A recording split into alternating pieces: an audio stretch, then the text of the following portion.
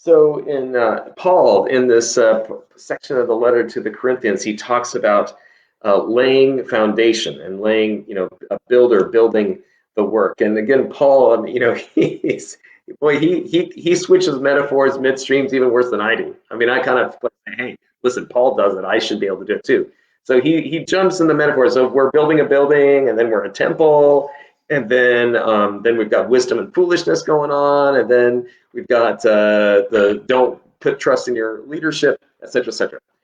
But so I want to talk about this idea of the builder, and each builder must choose with care how to build on that which we've received. In a sense, if you think of yourself as God's building, right? But that God has built you through the hands and the work of others who've poured into you. That others through our lives have gifted us and have built us up in all kinds of ways. And some, in a sense, if we think of it, sometimes, and part of our buildings are built with stone, some with precious jewels, some with straw.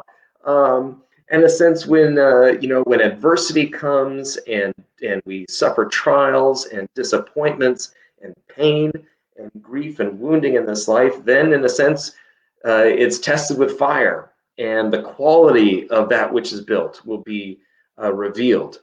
And the things about us that are straw, that really don't hold up under either a wind or a flame, well, those pass away. And yet there are parts of us that have been built on a firm foundation, that is Jesus.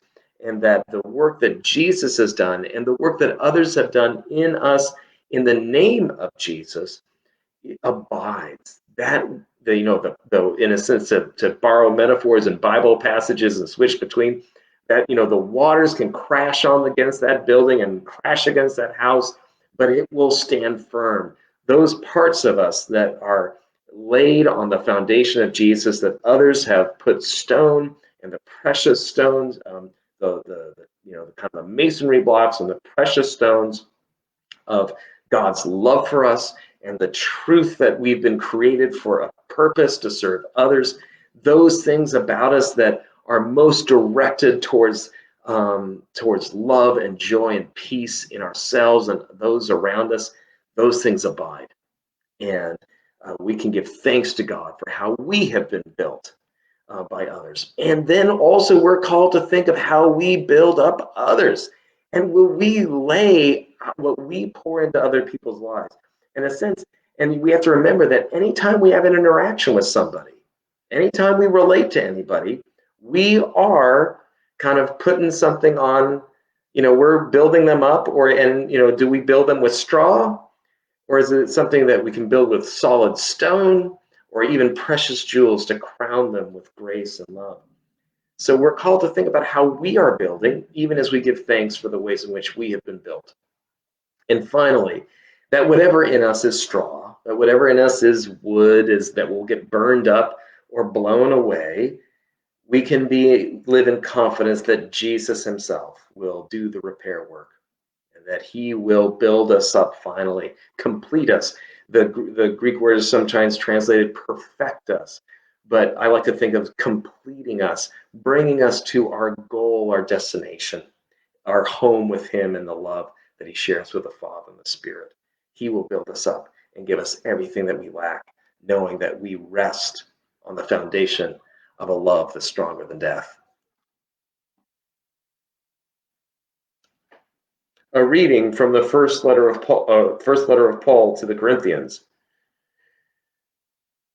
According to the grace of God given me, like a skilled master builder, I laid a foundation, and someone else is building on it.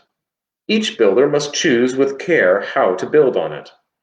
For no one can lay any foundation other than the one that has been laid. That foundation is Jesus Christ.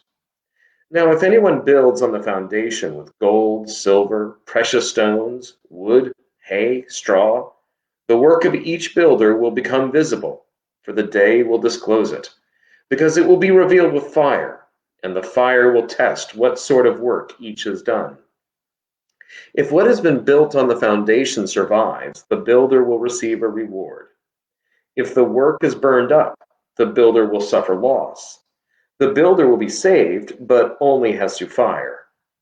Do you not know that you are God's temple and that God's Spirit dwells in you? If anyone destroys God's temple, God will destroy that person.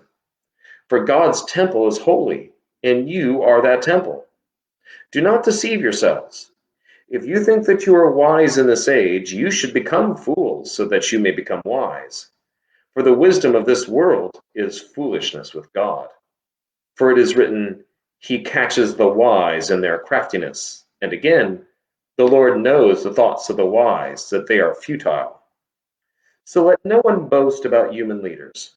For all things are yours, whether Paul or Apollos or Cephas or the world or life or death or the present or the future. All belong to you, and you belong to Christ, and Christ belongs to God. The word of the Lord. Thanks be to God.